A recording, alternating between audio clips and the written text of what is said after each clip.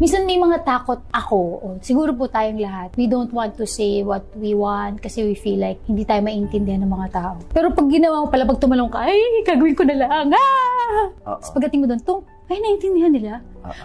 Nakakaano ng puso, yung nakakatuna. Gusto ko naman maging normal na babae na parang excited to have a family. Para mabuo na kami niyan, magkaroon na kami ng sibling. I really want to be that kind of woman. Kaya po, in-trace back ko po, saan kaya nanggagaling yung fear?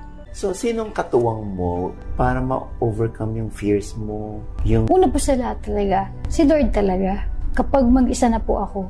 Kasi po dyan dumarating yung mga negatibong isipin, di ba? So, kailangan ko po talagang ipikit yung mata ko. Talagang mag-pray na, Lord, tulungan mo ako na hindi yung negative yung nakikita ko. Kailangan ko na hindi matakot. Bagkos talagang maging grateful. So, traumatic po talaga yung childhood na gano'n.